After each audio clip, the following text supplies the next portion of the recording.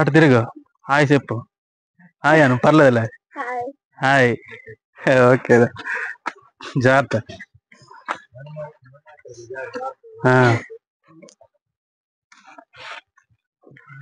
రండి, ఇక్కడ వర్షం గురు.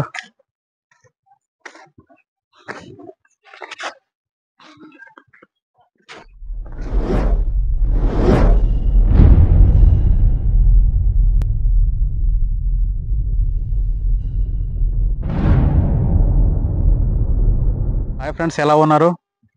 నేనైతే బాగున్నాను, మీరు బాగున్నారు అనుకుంటున్నాను.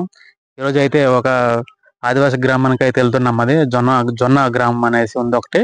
అది ఆ కొండ మీద ఉంటది చూడండి. ఇక్కడ నుంచి మేము కింద ఉన్నాము. అయితే మబ్బులు అయితే కమ్మేసి ఉన్నాయి. లొకేషన్ కూడా బాగుంటది పైనుంచి. జొన్న విలేజ్ లో ప్రజలు ఎలా ఉంటారు ఏంటనేది మీకు చూపించబోతున్నాను. ఊరికైతే ఇప్పుడు మనం వెళ్ళి అక్కడ వాళ్ళు ఎలా నివసిస్తున్నారు, వాళ్ళు ఆర్థిక స్థితిగతులు ఏంటి అనేది, ఈ శీతాకాలంలో అక్కడ ఎంత తీవ్రత చలి ఉంటుంది అనేది వాళ్ళ ద్వారా మనం అడిగి తెలుసుకుందాం. చూసారు కదా లొకేషన్ ఎంత హైట్ ఉందో. ఆ ఊరు కూడా చివరి ఉంటది ఆ కొండ మీద. అరకు ప్రదేశం ఎలా ఉంటుందో ఈ ప్రదేశం కూడా ఇంచుమించుగా అలానే ఉంటది. చూసారు కదా కొండలు, ఆ మబ్బులు కలిసిపోయి ఉన్నాయి కదా, ఆకాశాన్ని అయితే తాగుతున్నాయి ఆ కొండలు. మనమైతే అక్కడికే వెళ్ళాలి, మనము ఆ చివరికే ఆ విలేజ్ ఉంటది, అక్కడ ఆ ఊరు ఉంటది. ఆ ఊరికైతే మనం ఇంకా నా వీడియోని మీరు ఫస్ట్ టైం చూస్తున్నట్టయితే లైక్ అండ్ షేర్ చేసి సబ్స్క్రైబ్ చేసుకోవడం మర్చిపోవద్దు. ఇంక మనం వెళ్ళిపోదాం కొండ మీదకి. ఆ ప్రయాణం మనం ఒకసారి చూద్దాం ఎలా ఉంటుందో. మేము కూడా ఇంతవరకు వెళ్ళలేదు. చాలా భయంకరంగా ఉంటుంది అటు రోడ్లు, వంపులు తిరిగిన రోడ్లు ఉంటాయంట. అవన్నీ మనం దాటుకుని వెళ్దాం ఒకసారి. ఓకే రండి, ఇంకా చూసేద్దాం ఆ ఊరు.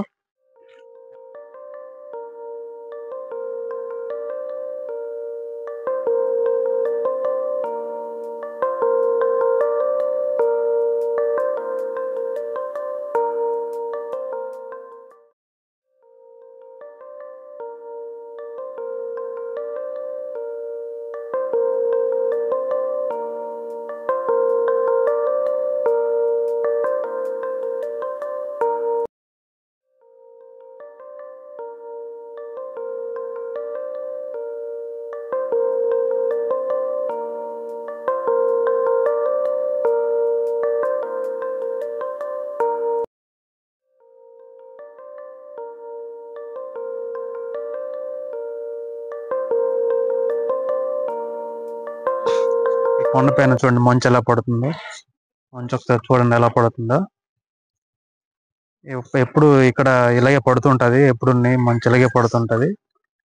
ఇక్కడ సూర్యుడు అయితే ఒక 3-4 గంటలే ఉంటాడు అనమాట. మార్నింగ్ 11కి వస్తాడు, 3 గంటలకి అయితే అస్తమిస్తాడు అనమాట. మార్నింగ్ 11కి 3 గంటలకి అస్తమిస్తాడు అనమాట. ఇక్కడ పరిస్థితి ఎలా ఉంటది, ఈ జీవన విధానము. ఇదే జొన్న గ్రామం అండి. కొండపైన మొత్తం మంచు ఎప్పుడు ఇలానే ఉంటది మంచు. ఇప్పుడు మరి వింటర్ సీజన్ కాబట్టి అలానే పూర్తిగా అలానే ఉంటది మొత్తం అనమాట. అదే చూడండి హౌస్ ఎలా ఉన్నాయో. ఆ గిరిజనుల పరిస్థితి, జీవన విధానం అయితే ఎలా ఉంటది అనమాట.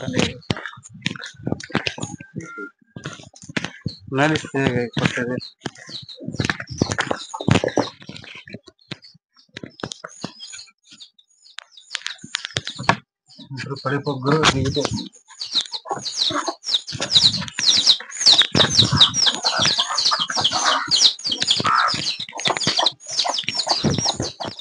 చూడండి హౌసింగ్ అయితే వేకూడ లేదనమాట. ఇలాగా అంటే కర్రలతోనే, బేంబో స్టిక్స్ తోనే, కర్రలతోనే నిచ్చెన చేసుకున్నారు. పిల్లలు రావడానికి కూడా చాలా ఇబ్బంది అవుద్ది అనమాట హౌస్ లోనికి రావడానికి పిల్లలు. చూడండి ఇది పరిస్థితి, మా గిరిజన యొక్క పరిస్థితి. 2024కి వచ్చినప్పటికి కూడా మా గిరిజన ప్రాంతాలు అభివృద్ధి అయితే అంతంత మాత్రానే.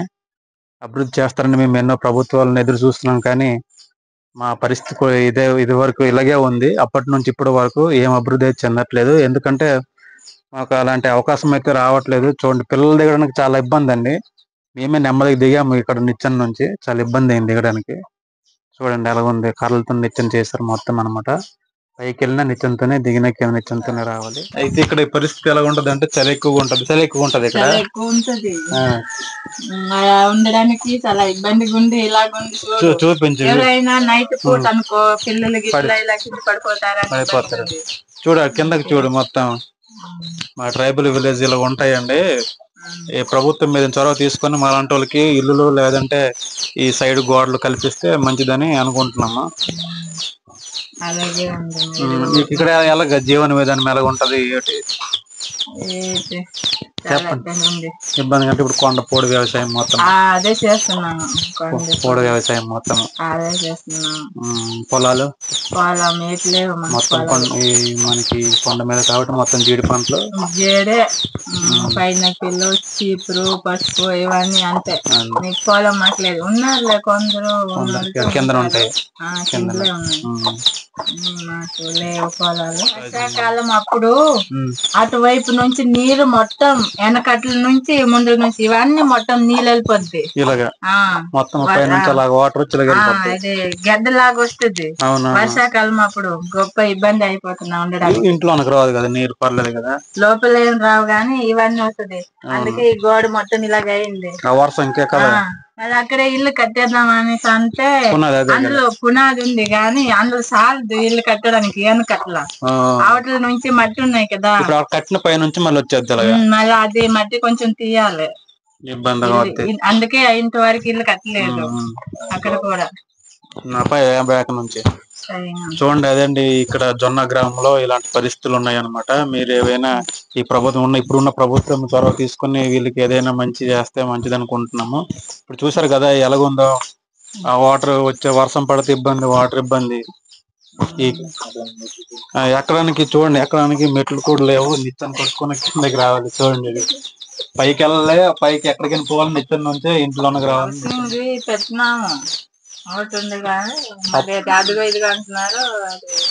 ప్రెసిడెంట్ గట్రా చెప్తారా మీకు కూడా పెట్టినాము. టెన్షన్ లో ఉంది అంటున్నారు.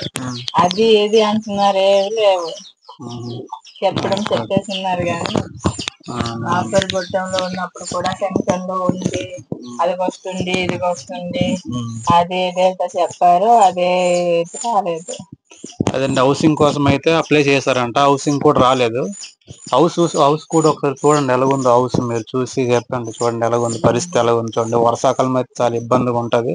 వర్షం మొత్తం ఇక్కడికి హౌస్ దగ్గరికి అయితే వచ్చేస్తది. ఇదండి చూడండి. ఇవే ఇక్కడ దారి, వచ్చే దారి కూడా చూడండి ఎంత భయంకరంగా ఉందో.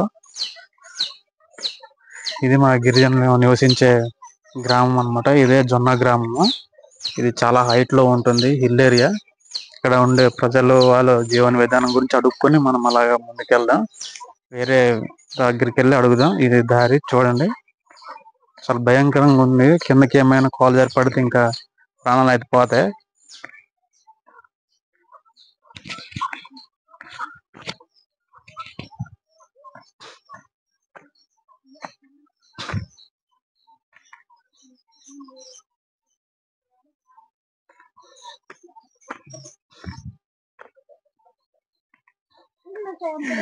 ఏదండి మా బ్రదరు ఈ జొన్న గ్రామంలో నివసిస్తుంటారు. ఇది హౌస్ ఉంది చూడండి ఎంత చిన్నగా ఉంది. ఇది మా గిరిజనుల పరిస్థితి అండి. ఇది ఈ రోజుటికి మనకి స్వాతంత్రం వచ్చి 75 నిన్న 2024కి అడుగెట్టేసిన మా జీవన విధానం మీద పరిస్థితి ఇలా ఉంది. మా ఆదివాసుల పరిస్థితి, మా తాత ముత్తాతలు, మా తండ్రులు, మా వైపు కూడా ఇలానే ఉంది. ఒకసారి అన్న గురించి అడిగి తెలుసుకుందాం. ఇక్కడ ఎలా జీవిస్తారు ఏంటనేది చెప్పండి. ఇక్కడ ఎలాగ మనకి వ్యవసాయం ఏంటి? పొడి వ్యవసాయం, పసుపు, జీడిపిక్కలు, తర్వాత అంతే. మరి ఇప్పుడు మనకి రైస్ కావాలంటే కిరిపే వెళ్ళాలన్నా. కిరిపే కానీ ఇప్పుడు మనకి పంట పొలాలు అలాంటివి లేవండి. చూడు పంట పొలాలు అయితే ఏం లేవండి. మా జీవన విధానం అంటే పూర్తిగా కొండ మీదనే. కొండ మీద ఏవైతే పండిస్తామో అవే మేము తింటాము. కొండ దగ్గర ఏం పండిస్తాం? పసుపు, లేదంటే ఇంకేం పండిస్తాము, అల్లము, పసుపు ఇలాంటివి అన్ని కొండ మీద పండిస్తాము. లేదంటే జొన్నలు, రాగులు ఇలాంటివి పండిస్తాం అనమాట. అవే ఇక్కడ మాకు జీవన ఆధారంగా ప్రధానంగా ఉన్నాయి. జీవన ఆధారం వ్యవసాయ భూములు కూడా ఉండవు, ఎందుకంటే కొండ ప్రాంతం కాబట్టి ఇక్కడ వ్యవసాయ భూములు చేసుకునే అవకాశం అయితే లేదనమాట. సో కాబట్టి మేము ఇలాంటివన్నీ కొండ పైన చేసుకొని అవే తింటాం అనమాట. ఇల్లులు కూడా లేవు చూడండి. ఏదో కొద్దో గొప్ప మట్టి గోడలతో అయితే మేము అలా నివసిస్తున్నాము. చలి ఉంటది ఇక్కడ ఎక్కువన్నా. చలి బాగుంటది కొండపైన చాలా హైట్ కాబట్టి. చాలా హైట్ కాబట్టి చలి అయితే చాలా ఎక్కువగా ఉంటది అనమాట. చలి తీవ్రత చాలా ఎక్కువగా ఉంటది. ఇక్కడ మబ్బు ఎప్పుడు ఇలాగ మంచు కురుస్తుంటుంది. చూడండి మంచు కూడా చాలా ఎక్కువ కురుస్తుంది అనమాట. అయితే ఈ బెంగాల్ తుఫాను వల్ల మేము కొండపైన పండించుకునేవి కూడా పాడైపోయాయి. మొత్తం వరదకి అలాగ కొట్టుకుపోయాయి అనమాట. వేసిన పంట కూడా. అందుకే ఈ పంట నష్టపరిహారం కూడా ఎవరైనా మీరు ప్రభుత్వాలు చూసి మాకు అలాంటివి చేస్తే బాగుంటుంది అనుకుంటున్నాము. ఇది మా బుడ్డోడని చూడండి. చదువుతున్నావా? ఏ క్లాసు? ఫోర్త్ క్లాస్ అండి. ఇక్కడ నుంచి పైకి అక్కడ చదువుకోవడానికి కిందకి అయితే వెళ్తారు అన్నమాట అబ్బాయి. ఏ క్లాస్? ఫోర్త్ క్లాస్ చదువుతాడు.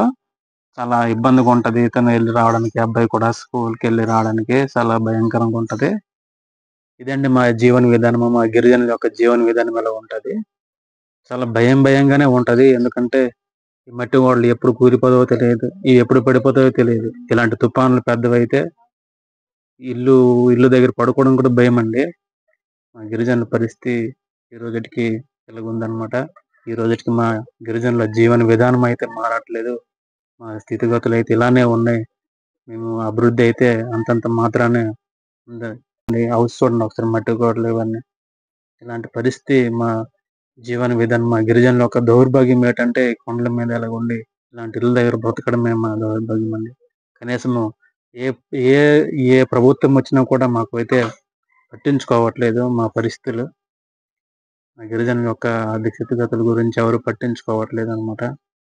దయచేసి మీరు మా ఇప్పుడున్న ప్రభుత్వాలు ఏవైతే ఉన్నాయో అవి మా గిరిజనుల యొక్క మంచి చెడులు చూస్తారని నేను కోరుకుంటున్నాను. చూడండి ఒకసారి మీరే చూడండి. హౌస్ చూసి మీరే మాట్లాడండి. చూడడానికి మాకే అదోలా ఉంది, మరి మీకేమంటుందో చూడండి. నా పేరు వెంకట్రావు. చూడండి యుక్త వయసు అవుతుంది కానీ అప్పటికి కూడా ఇలాంటి పరిస్థితుల్లో జీవిస్తున్నామంటే మా నాన్నలు వాళ్ళు ఎలా జీవించారనేది మీరే ఊహించుకోండి. కరెంట్ కూడా అప్పుడెప్పుడు వస్తుంది, అప్పుడప్పుడే పోద్ది అనమాట. ఎప్పుడు ఉంటుంది ఎప్పుడు పోద్దో కూడా తెలియని పరిస్థితి కరెంటు. ఇది మా గిరిజనుల ఒక జీవన విధానము. ఇంకా వేరే దగ్గరికి వెళ్ళి అడుగుదాం. వాళ్ళు ఈ విలేజ్ లోనే నడ్డానికి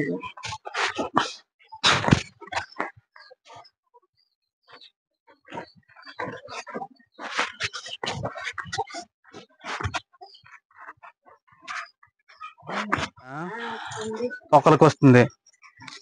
మీ దగ్గర ఎవరు లాంటి వాళ్ళు ముసలు పెన్షన్ వస్తుంది కదా. రేషన్ కార్డులు, కొత్త రేషన్ కార్డులు, కొత్తగా పెళ్ళి అయిన వాళ్ళకి, కొత్తగా పెళ్ళి అయిన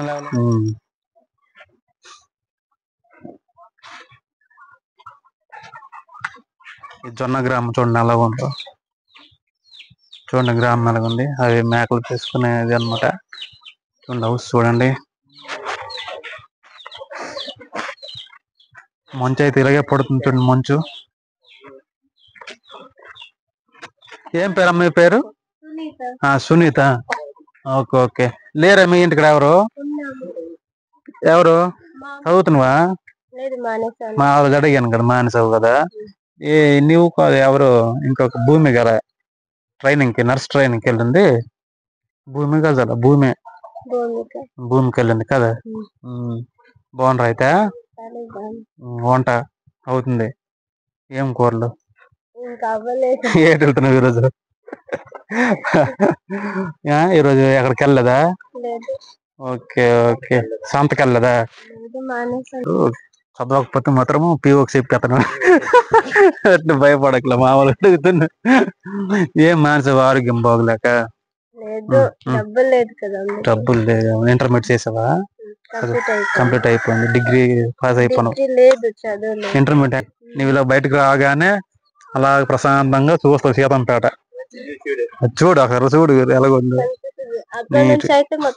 పైనుంచి కదా. చదువుకో. ఇప్పుడు గ్రూప్ ఇంటర్ అనేది ఎమ్మెల్యే అయితే మరి నర్సింగ్ జాయిన్ అయిపోవచ్చు కదా. లేదు 1 year నర్సింగ్ కోర్స్ తీసుకున్నాను హైదరాబాద్ లో. మానేసావా? అవునా? అయితే మళ్ళీ కోచింగ్ అంటే మామూలుగా అది ఉండదు. సర్టిఫికేట్ అంటే అది కోర్స్ చేయాలి, అప్పుడే సర్టిఫికేట్ ఉంటది. జాయిన్ అయిపో, ఎందుకు MLT మంచిదే కదా. ఈ భూమి కూడా జాయినింగ్ ఉంది కదా, శ్రీకాకుళం ట్రైనింగ్ పొందింది కదా. ఇప్పుడు ఇక్కడ హాస్పిటల్ ఒకటి ఉంది, ఎక్కడ మనకి తెలుసు కదా, గవర్నమెంట్. ఇప్పుడు పక్కన కొడుతున్న పెద్ద చూసావా, నువ్వు చదివితే అక్కడ అవకాశాలను రావచ్చు. ఎందుకంటే ఫస్ట్ పీవీటీజ్ అంటే నీకు తెలుసా, మీకే పీవీటీజ్ అంతే, వాళ్ళకి ఎక్కువ ప్రయారిటీ ఇక్కడ ఉంటది. కాబట్టి నువ్వు చేసే, నా మాట విను, ఖాళీ గుండిపోకు అలాగా, ఓకేనా. సరే, ఇలాగ వెళ్ళాలి దారి, దారి గుర్తి గురిది కలిసి వెళ్తాం. చూడండి, మా బుజ్జి మేము ఈ జొన్న విలేజ్ లో ఇంటర్మీడియట్ చదువుకుంది. మా బుజ్జి ఏం పేరమ్మా నువ్వు? సునీత ఇంటర్మీడియట్ చదువుకుంది. కాకపోతే ఆర్థిక పరిస్థితుల వల్ల ఈ సంవత్సరం ఆపేసి ఉంది. నెక్స్ట్ ఇయర్ నుంచి చదువుతుందిలే, ఆ భయం ఎట్లేదు.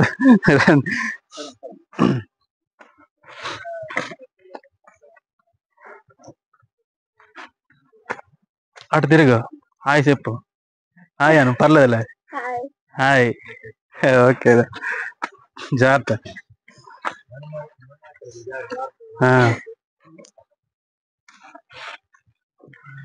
రండి, ఇక్కడ వర్షం గురు.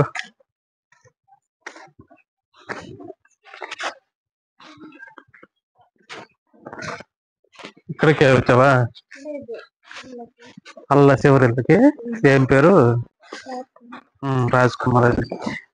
ఓకేటా, అలాగే. చీపురు ఎంత ఇప్పుడు అమ్మితే ఒకటి రేటు? ఆ మధ్య అయితే ఎంత, 70 ఎంత ఉండేది, ఇప్పుడు తగ్గింది కదా. ఇప్పుడు 35, 38, 40 అన్నారు. ఈ రోజు మా అన్నయ్య తీసుకెళ్ళినారు సంతకి. ఎంత మీది కదా? కట్ట ఎంత ఉందట సంతకడ ఈ రోజు? 50. ఫస్ట్ 40 లెక్క అమ్మున్నారు, మళ్ళీ 36 ఎంత అమ్మున్నారు అప్పుడు. అజోగాయ కూడా దారి ఉంది అప్పుడు, అంతకేలా అప్పుడు మొత్తం తుప్పలతో భయం కరువు బరువుతో మోయడము,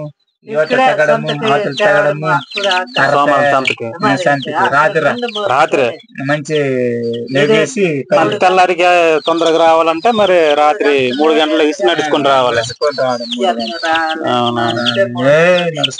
నడుస్తా అప్పుడు ఆ కొండ మీదకి పట్టుకొని జాగ్రత్త పరిగెత్తి నెలకు రావడము వెళ్ళడము.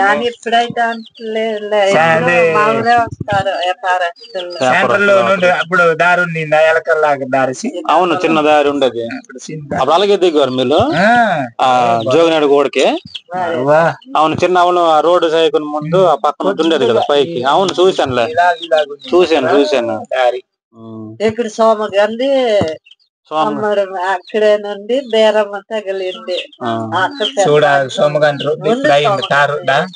గద్దెల అప్పుడే తీయలాగా అప్పుడే జారు పొలం బీగతా సంగూరమంది నడిస్తే జారపోవడము, బరువు తోటి ఉడిసింది చేనులో తీసి వెళ్ళిపోన్నాము. అప్పుడు బరువు గద్దె జారు అయితే ఎవరు మట్టి కన్నారు మరి బరువు అప్పుడు మరి ఏటి చేస్తాం బరువు అయితే. మాకు కూడా ఇది ఇప్పుడు దాయింది, మాకు కూడా ఇక్కడ మోసుకున్నాడు బరువా జారు. మీరు ఈ రోడ్ అవ్వకుండా ముందు ఈ సంతకిలగే వస్తారా? ఇదేటి తాడు అంటే తాడు కదా, మామూలు కట్టడానికి. అంటే మామూలుగా కట్టడానికి కట్టేసి తర్వాత అల్లడానికి అది నీట్ గా కట్టేసి అల్ల చివర్లు కట్ చేసేసి అలగలడానికి. మీ ఊరి దగ్గర అమ్మిండ్రా? ఎంత కమ్మిండ్రా? కేజీ లెక్క. ఎంతకి అయితే కేజీల లెక్క అమ్మేస్తే బాగుంటది కానీ బాగుంటది. ఇలాగైతే రేట్ ఇలాగైతే 5-10 వస్తే ఎక్స్ట్రా, కానీ ఈ అల్లడమే ఇబ్బంది. అందుకే మాకు ఇచ్చాడు. ఓకే ఫ్రెండ్స్, ఇది ఈ రోజు నా వీడియో మీకు నచ్చినట్లయితే లైక్ చేయండి, షేర్ చేయండి, సబ్స్క్రైబ్ చేసుకొని మాత్రం మర్చిపోవద్దు. Thank you. ఇలాంటి మరిన్ని వీడియోలు మీకోసం అయితే నేను మీ ముందుకు తీసుకొని వస్తాను, ఎంత కష్టమైనా. ఇది చాలా కష్టపడ్డాం అనమాట రావడానికి. వెళ్ళేటప్పుడు చాలా జాగ్రత్తగా వెళ్ళాలి ఈ వర్షం వల్ల. Thank you very much.